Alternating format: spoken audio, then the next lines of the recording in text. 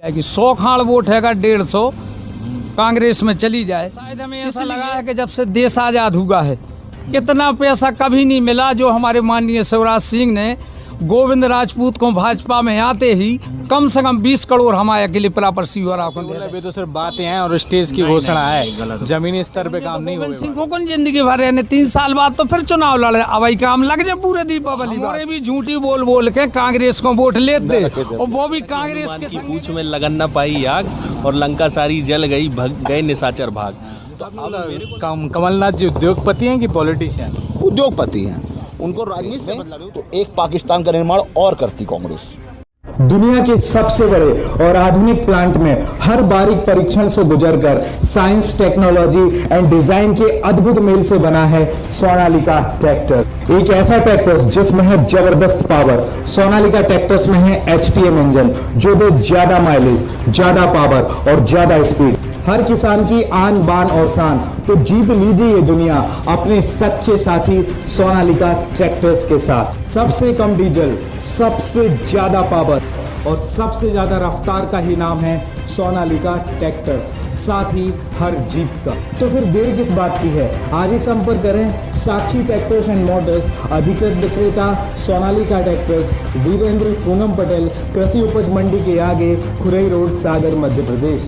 Sir जैसा कि आपने बताया सीहोरा में क्या, सर सीहोरा में क्या माहौल है उपचुनाव को लेकर? सीहोरा का माहौल तो ऐसे है भैया कि हमारे राहतगढ़ विकास खंड में हमारी सीहोरा ग्राम पंचायत 81 पंचायतों में सबसे बड़ी पंचायत है। और सीहोरा का माहौल तो ऐसा है कि हमें लगभग ऐसा लगता है कि 4000 वोट के करीब है हमारी सीहोरा में। तो 4000 वोट में से कम 3300 वोट हमारे माननीय गोविंद राजपूत जी की जाएगी। 100 खाड़ वोट हैगा 150 कांग्रेस में चली जाए। इसलिए कि शायद हमें ऐसा लगा है कि जब से देश आज़ाद हुआ है इतना पैसा कभी नहीं मिला जो हमारे माननीय शिवराज सिंह ने गोविंद राजपूत को भाजपा में आते ही कम से कम 20 करोड़ हमारे अकेले प्रॉपर सीहोरा को दे दे। कम से कम 10 करोड़ के रोड, 3.5 करोड़ की नल जल योजना और स्कूलों से सब मिला के कम से कम 20 करोड़ दिया। तो हमारे क्षेत्र को कम से कम 500 करोड़ है पूरे क्षेत्र को। एक दिन हम देख रहे थे छत्तीसगढ़ का चल रहा था तो भूपेंद्र बघेल ने 200 करोड़ की घोषणाएं की थी और वो पूरी नहीं की। हमें हर सुबह का बताओ एक प्रांत के लाने 200 करोड़ को लड़ रहे। आज हमारे शिवराज सिंह ने तो गोविंद सिंह को 3 महीना में 500 करोड़ की सौगात दे दी हमारे सुर्खी क्षेत्र को। तो लेकिन विपक्ष वाले बोल रहे तो सिर्फ बातें हैं और स्टेज की घोषणा है, जमीनी स्तर पे काम नहीं हुए वालों। अब बातें हुई तो गोविंद सिंह को कौन जिंदगी भर रहने 3 साल बाद तो फिर चुनाव लड़ रहे, अब काम लग जाए पूरे दीपावली बाद। ये फर्जी बातें नहीं होती भाजपा में कभी, ये हमने देखा है।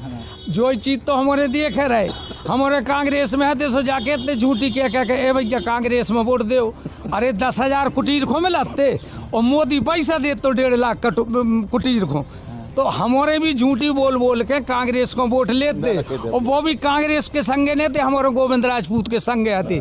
क्योंकि नेता इतना अच्छा था, पार्टी के साथ नहीं थे, हम लोग गोविंद राजपूत के थे। आज हमारे सीहोरा में जब मान के चलो हम 30 साल को रिकॉर्ड बता रहे। रघुराज से पूर्व सरपंच हमारे 15 साल मुगोलिया जी रहे, बलराम तिवारी रहे, एक आदिवासी हमारे सरपंच रहे, 6 सरपंच तो हम सब गोविंद राजपूत के संगे आ गए भाजपा में, पूरे कांग्रेसी थे। तो कुछ तो गोविंद भाई के पास होगा कि इसलिए हम सब पूरा गांव गोविंद सिंह के संगे निग रहो। भाई अच्छा ही नहीं होती तो बेभले चले गए थे, हम काहे खन जाते। मगर जब हमने देखो कि वास्तव में बराबर कोई नेता है जो क्षेत्र के विकास के लिए बड़ी उम्मीदें लगाए हैं, तो भैया बिल्कुल ये कांग्रेस वालों की झूठी अफवाहें हैं। बहुत अच्छा नेता मिल गया और बहुत अच्छे हमारे क्षेत्र के भाजपा के लोग मिल गए कि हम कांग्रेस वालों को बड़े सम्मान के साथ और हम उन लोगों को सम्मान दे रहे। इसमें भी कोई किसी प्रकार का वो नहीं है। बेकछु कह रहे कि कांग्रेस भाजपा वालों की हमारों की इतनी बन रही कि जैसे दूध में शक्कर मिला देते हैं, कहीं कोई कमी नहीं है। और सब मिल के आप तो 10 तारीख को परिणाम देख लेना, कौन 28 सीटों में सर्वप्रथम हमारे सुर्खी क्षेत्र की जीत रहेगी। कांग्रेस की बड़ी कॉन्फिडेंस है, बोलते 28 में से पूरी 28 हमें मिल रही है। कमलनाथ जी की जब सरकार गिर रही थी तो लास्ट टाइम तक बोल रहे थे मेरी सरकार को कुछ नहीं हो रहा है। तो कमलनाथ जी ऐसे ही बोलते हैं, इसमें विश्वास ना किया जाए क्योंकि उनकी सरकार तो चली गई, अब वो प्रदेश से भी जाने वाले हैं। चुनाव के बाद कमलनाथ जी विपक्ष के पद से, विपक्ष के जो नेता हैं उस पद से भी इस्तीफा देंगे और विधायक के पद से भी इस्तीफा देके वहाँ पे भी उपचुनाव होगा और दिल्ली चले जाएंगे, क्योंकि व्यापारी, उनको व्यापार करना है। वो हैं व्यापार। इसमें थोड़ा सा मैं भी बोलना चाहूँगा। जब हम बचपन में पढ़ते थे और हिंदी के एग्ज़ाम में जब हम लिखने जाते थे तो वहाँ अतिशयोक्ति अलंकार का उदाहरण पूछा जाता था, तो वहाँ लिखा जाता था कि हनुमान की पूँछ में लगन न पाई आग और लंका सारी जल गई, भग गए निशाचर भाग। तो अब मेरे को लगता है नेक्स्ट जनरेशन में जब कभी अतिशयोक्ति अलंकार का उदाहरण पूछा जाएगा तो बच्चों से बोला जाएगा कि आप कमलनाथ को लिखिए, कि ये मतलब बोल रहे हैं कि 28 में से 28 बिल्कुल असंभव है। मेरे को लगता है कि 28 तो क्या 28 पोलिंग भी जीतना उनको कठिन हो रहा है। पूरी 28 के 28 भारतीय जनता पार्टी जीत रही है। जैसे आपने बोला कमलनाथ जी उद्योगपति हैं कि पॉलिटिशियन? उद्योगपति हैं, उनको राजनीति से बदला नहीं, वो तो राजनीति उद्योग के लिए कर रहे हैं, जनता के लिए राजनीति कर रहे हैं। वो छिंदवाड़ा से सांसद हैं तो सिर्फ पैसा खर्च करके वहाँ पे सांसद बनाते हैं। वहाँ पे आदिवासी बहुल क्षेत्र है, वहाँ पे जनता को चूतिया बना रहे हैं, अपना व्यापार चला रहे हैं। सब फैक्ट्रियों में, बड़ी बड़ी फैक्ट्रियों में उनका जो है पार्टनरशिप है और उसको मैनेज करते हैं, सिर्फ व्यापार कर रहे हैं। मध्य प्रदेश की राजनीति से उनको कोई मतलब नहीं है। वो तो सोनिया गांधी और राहुल गांधी जी की कृपा हो गई कि वो बैठ गए। और सबसे बड़ी बात कांग्रेस की स्थिति ये है कि हमारे जो कांग्रेस के पूर्व राष्ट्रीय अध्यक्ष थे राहुल गांधी, वो प्रधानमंत्री बनेंगे नहीं तो क्या कोई दूसरा कांग्रेस का अच्छा वर्कर जिसके अंदर क्षमताएं हैं उसको बढ़ाया नहीं जाएगा?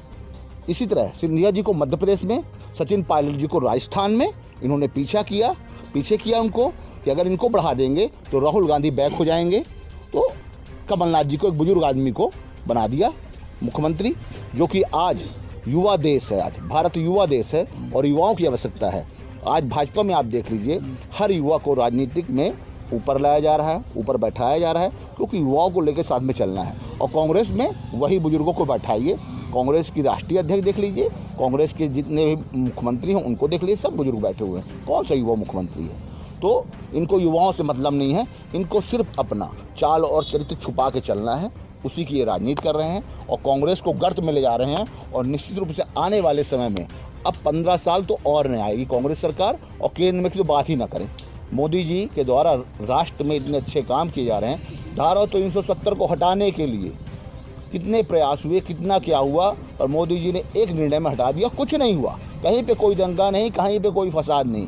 सुप्रीम कोर्ट जब भी राम मंदिर की निर्माण के लिए फैसला लाना चाहता था तो कांग्रेस की मनमोहन सिंह जी की सरकार थी, ठीक है, इनके द्वारा ये मना कर दिया था कि देश में दंगे हो जाएंगे। पर मोदी जी प्रधानमंत्री रहे, योगी आदित्यनाथ जी उत्तर प्रदेश के मुख्यमंत्री थे, उनसे पूछा गया कोई दंगा नहीं होगा, कुछ भी नहीं होगा, आप आदेश तो करो, आप फैसला तो करो। फैसला हुआ, एक लड़ाई नहीं, एक झगड़ा नहीं। तो आप देश को विखंडित कर रहे हो कांग्रेस। अगर कांग्रेस रही आती है भी देश में तो एक पाकिस्तान का निर्माण और करती कांग्रेस।